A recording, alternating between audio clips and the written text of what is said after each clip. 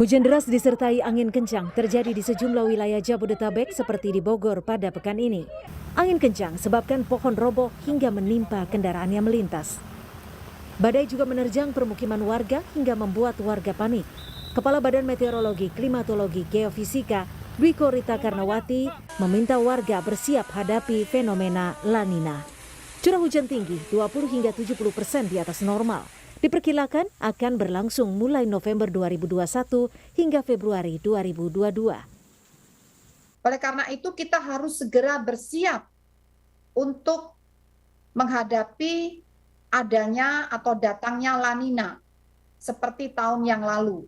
La Nina tahun ini diprediksikan memiliki dampak yang relatif sama dengan tahun lalu, yang diikuti dengan berbagai bencana hidrometeorologi secara sporadis di berbagai wilayah yang terdampak.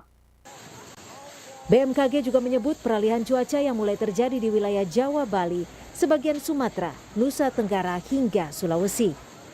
Dari data perakiraan cuaca BMKG hari ini, pada malam hari Jakarta Barat diperkirakan hujan intensitas ringan, Jakarta Pusat berawan, Jakarta Selatan hujan ringan, Jakarta Timur berawan, Jakarta Utara hujan ringan, dan Kepulauan Seribu hujan ringan.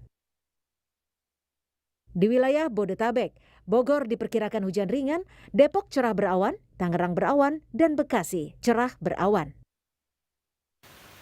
Kemarin, hujan sejak pagi mulai memicu genangan banjir di Bekasi, Jawa Barat. Sementara di Bengkulu, ratusan warga mulai mengungsi akibat banjir yang merendam permukiman. Fenomena La Nina tahun lalu disertai bencana hidrometeorologi seperti banjir, puting beliung, serta gelombang tinggi. Tim Liputan, Kompas TV. Ya Allah. Saudara, bagaimana masyarakat bersiap menghadapi fenomena La Nina? Lalu bagaimana mengantisipasi dampak cuaca ekstrim seperti awal tahun lalu? Kita bahas bersama Supari, Koordinator Bidang Analisis Variabilitas Iklim Badan Meteorologi, Klimatologi, dan Geofisika BMKG. Pak Supari, selamat malam, sehat selalu. Selamat malam, Mas Aiman. Apa yang Salam terjadi? sehat. Ya, sama-sama, Pak. Apa yang terjadi dengan Jabodetabek dan juga Pulau Jawa sebagian karena kemarin kita merasakan bahwa hampir satu harian hujan. Apakah ini sudah memunculkan bahwa kita sudah memasuki musim hujan? Ya, terima kasih Mas Aiman. Sebetulnya memang beberapa hari terakhir itu ada gangguan cuaca ya. Kalau kita perhatikan di Jabodetabek terutama itu terjadi hujan yang cukup lebat. Dan itu tidak hanya terjadi di sore hari yang seperti biasanya terjadi, namun sampai malam dan dini hari. Sebetulnya itu bagi kita yang mendalami iklim, maka kejadian hujan di pagi hari itu memberikan indikasi kepada kita bahwa itu bukan proses lokal yang terjadi. Mas Aiman, kalau di wilayah Jakarta dan sampai Bogor dan sekitarnya itu hujan itu kalau dipicu oleh situasi lokal, maka ya biasa terjadi di sore hari. Mengapa demikian? Karena ketika pagi hingga siang terjadi penguapan, kemudian terbawa angin laut, lalu terjadi peningkatan awan dan turun hujan di sore hari. Kemarin yang kita rasakan hujan sampai dini hari ya, malam dini hari juga hujan. Sejak dini hari betul, sejak dini hari sampai malam bahkan. Lokal. Betul, dan itu mengindikasikan bukan proses lokal. Kalau kita lihat di citra satelit yang ada di web BMKG misalnya, kita akan mendapati bahwa sebaran awannya itu cukup rata besar di wilayah Indonesia bagian barat, terutama Sumatera, Jawa Barat, kemudian Kalimantan.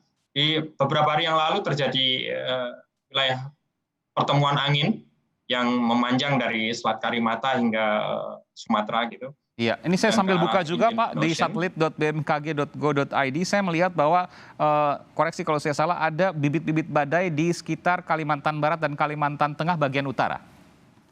Ya, betul Mas Aiman. Kalau kita perhatikan analisis dari angin pada sore hari tadi, itu menunjukkan bahwa terjadi sirkulasi eddy di atas wilayah Kalimantan. Sirkulasi eddy adalah daerah pusaran angin tertutup pada skala yang lebih kecil dibandingkan dengan badai tropis, tapi itu juga memicu pertumbuhan awan-awan hujan yang lebat. Betul, dan efeknya sampai ke Pulau Jawa. Badai tropis. Efeknya sampai ke Jawa Barat, Jawa Tengah, Jawa Barat, Jawa Tengah, dan juga sebagian Sumatera bagian selatan, serta Sumatera bagian utara. Ya, betul. Ya, betul, Mas.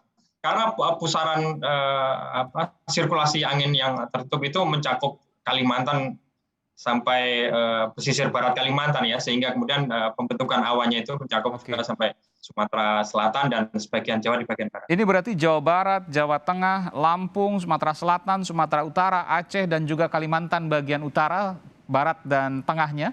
Ini akan dilanda hujan deras beberapa hari ke depan, Pak Supari? Ya, berpotensi terjadi cuaca yang ekstrim atau hujan lebat, karena sirkulasi eddy ini bisa bertahan 1-2 hari ya. Tapi dia lebih pendek dibandingkan badai tropis, jadi tidak akan bertahan sampai mingguan. Oke, jadi 3 hari ke depan ini waspada hujan yang dengan intensitas yang cukup besar dan waktunya panjang. Betul, Mas. Jadi ciri biasanya yang ditimbulkan badai ini dia disebut shower ya, hujan yang deras dan lebat. Kalaupun dia singkat, maka kemudian dia akan dilanjutkan dengan hujan yang relatif lebih ringan tapi bertahan lama. Panjang, dan itu berbahaya juga untuk banjir dan lain sebagainya, serta longsor, Pak. Betul. Jadi hujan ini kan kalau lebat itu dia bisa menimbulkan limpasan air yang kuat itu. Tapi kalau lama dia kan berkontribusi pada kejenuhan air, sehingga dia tetap berpotensi menimbulkan bencana. Betul, banjir hingga longsor. Kalau saya tanyakan terkait dengan puting beliung, ini saya putarkan beberapa video di sejumlah daerah di Indonesia. Apakah juga punya potensi dalam beberapa hari ke depan? Ya, secara spesifik tentu akan sangat tergantung pada kondisi lokal. Tetapi yang kita sampaikan bahwa di bulan ini kan memang banyak wilayah di Indonesia akan memasuki atau sedang beralih dari musim kemarau ke musim hujan ya, Mas Eman. Di dalam proses musim peralihan itu terjadi di atmosfer itu terjadi proses peralihan angin dominan. Karena kalau musim kemarau biasanya anginnya timuran, kemudian kalau hujan kan musim hujan kan anginnya angin baratan. Nah, proses perubahan angin dominan ini yang menyebabkan atmosfer menjadi lebih labil, dan disitulah potensi terjadinya gangguan cuaca ekstrim seperti puting beliung, angin ribut itu menjadi lebih besar. Iya, dan terjadi La Nina ke depan sehingga memperparah kemudian agak panjang waktu hujan kita beberapa bulan ke depan ya. Baik, terima kasih Pak Supari dari Badan Meteorologi, Klimatologi, dan Geofisika BMKG telah memberikan informasi. Semoga kita tetap waspada karena beberapa hari ke depan terutama di wilayah Indonesia bagian barat hingga Kalimantan Tengah dan juga Kalimantan Barat akan terjadi hujan dengan intensitas yang cukup tinggi dan juga waktunya kemungkinan panjang, punya potensi. Mudah-mudahan tidak terjadi hal yang tidak kita inginkan, ada banjir, longsor yang kemudian bisa mengancam. Berhati-hati. Terima kasih Pak Supari.